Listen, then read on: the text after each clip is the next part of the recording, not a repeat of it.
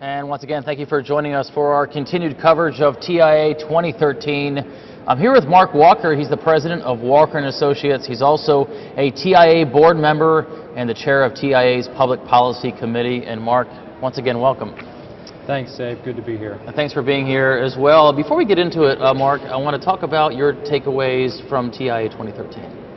Oh, I thought it was a very productive period here. A lot of great sessions. Really instructional sessions with some very competent, knowledgeable, experienced folks. I thought the buzz from the show was good.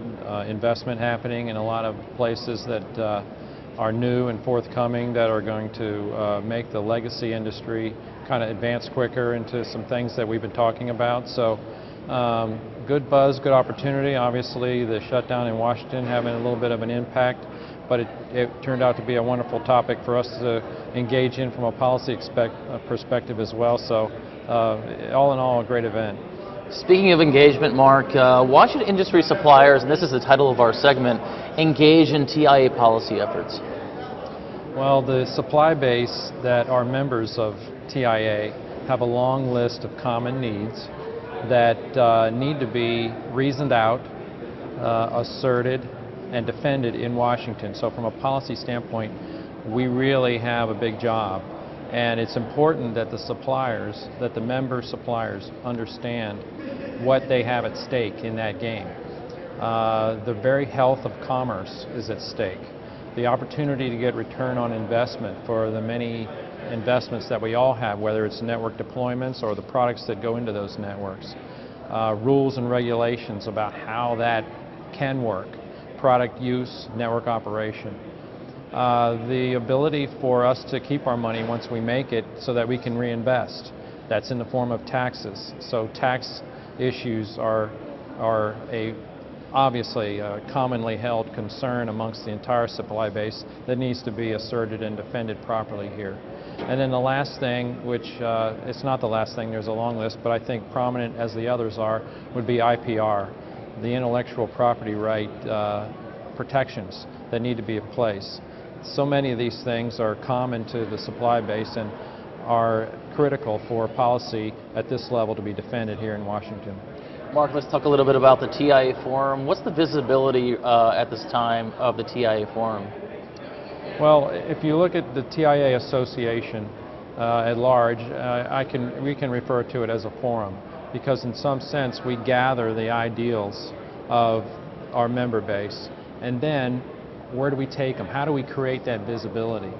And this is a long-standing competency and tradition really of TIA and its policy group, but I am here as a fellow member speaking to what I hope is a member audience about that visibility. The visibility is strong because they are in front of everybody in government that makes these decisions. And I say everybody, I mean it's aligned into different segments that are important to understand and know about. The FCC, the Department of Homeland Security, different sectors of the military. We had the NSA here this week, the State Department, Congress, the legislative issues and potential legislation being formed. All these are areas that policy is very much involved in and has to be, I guess, their ear to the curb.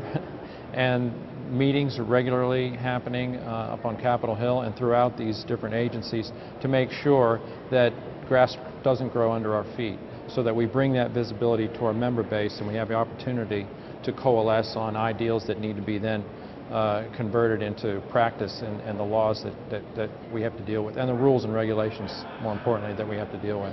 Mark, as you know, influencing regulation is not an easy task. I guess in your opinion, what's involved behind lobbying and lobbying for public policy?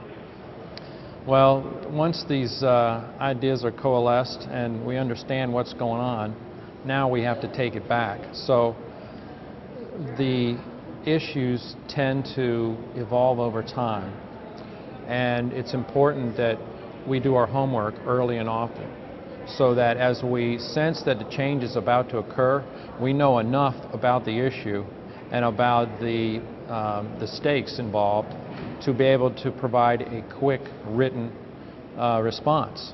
There are notice of proposed rulemakings and such that are coming from these different areas of government. FCC issuing them all the time, having dramatic effect on different corners of the industry and sometimes a whole swath of industry segment. So it's important that we're ready with responses that are written, with petitioning if we have to, in forms of language that we hope will ultimately be adopted into the legislation or the rules that come out. If we are good with what we do, if we have the data to back up what we say, we are listened to. We have a strong voice. It's important that we then influence with that voice, and that's the good nature of lobbying, and that's what we do successfully here, I think, at TIA, and naturally want to continue to do well. With all the points, Mark, that you just made, all those bullet points that you listed, how can suppliers help that effort? What do they have to do to get involved? Involvement is, number one, listening, being aware.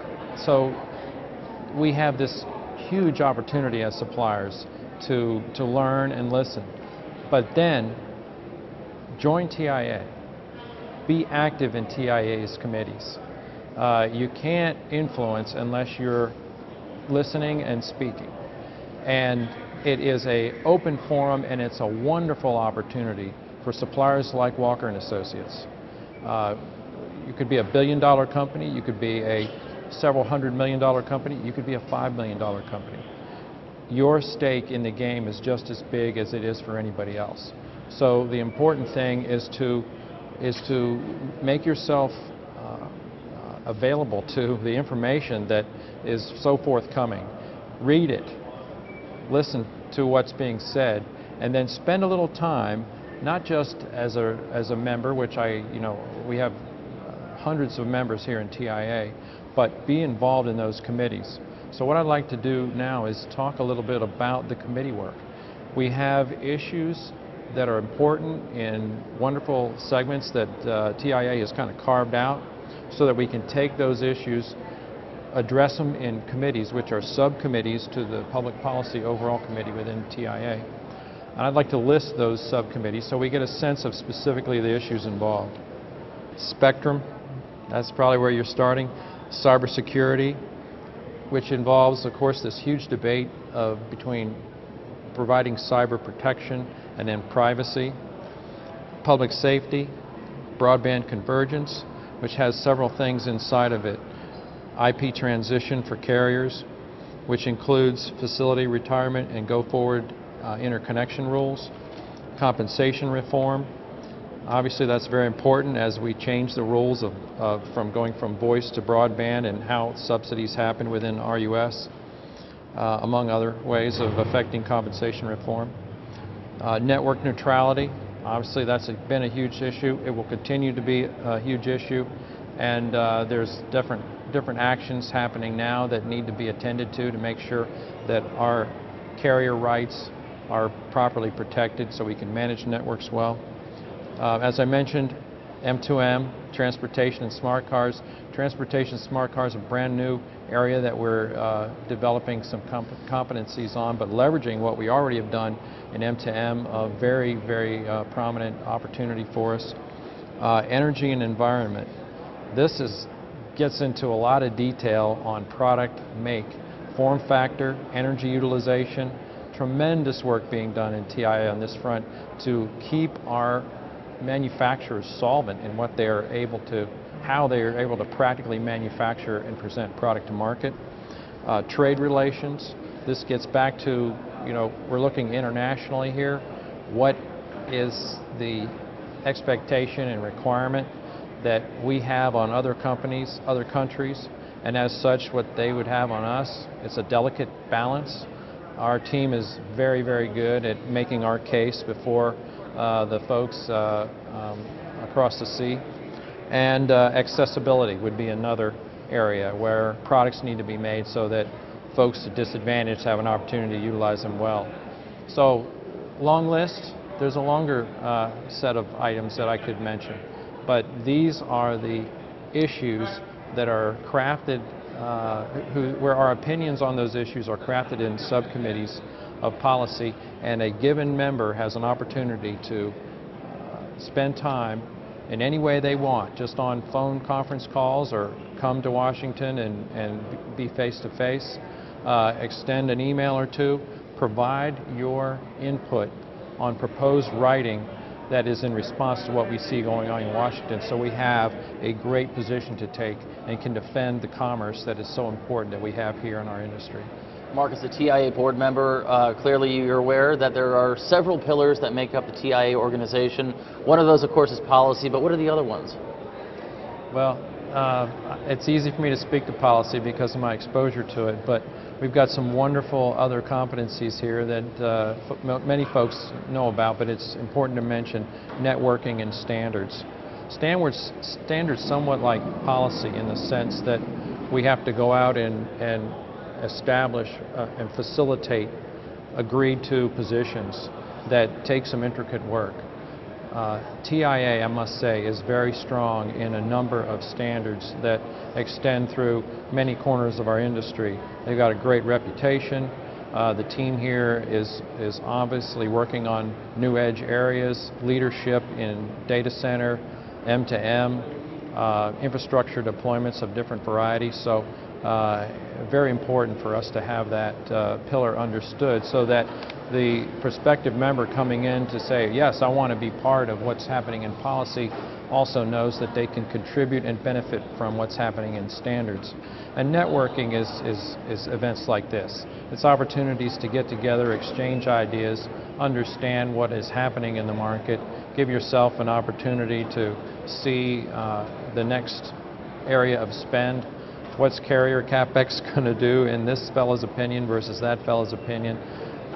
We know the game, and we know that it's a wonderful pillar for TIA to have and for us to take advantage of. Mark, if I were a potential member, I'm interested, can you give me a 3-step or 4-step process of how I can become a member? Absolutely. Pick up the phone and call me. Pick up the phone and call fellow members to get a reference of what experience they have, the value that comes from this, and the opportunity. Also, come to one of our events, come to one of our meetings, but most importantly, extend a hand. It will be rewarding, and I think TIA goes out of its way to make sure that the onboarding of prospective members is done in a way that is going to benefit them early on and well into their membership. Mark, we appreciate you reaching out to the other members and any potential members out there to get them on board. I think it's an important task, and we appreciate your involvement in TIA 2013. Thank you. Thanks, Mark. And thank you for watching our continued coverage of TIA 2013 here at the Gaylord National in DC. To access any content from TIA 2013, go to TIA2013.org, and to follow us on Twitter, please go to TIA_now. So long.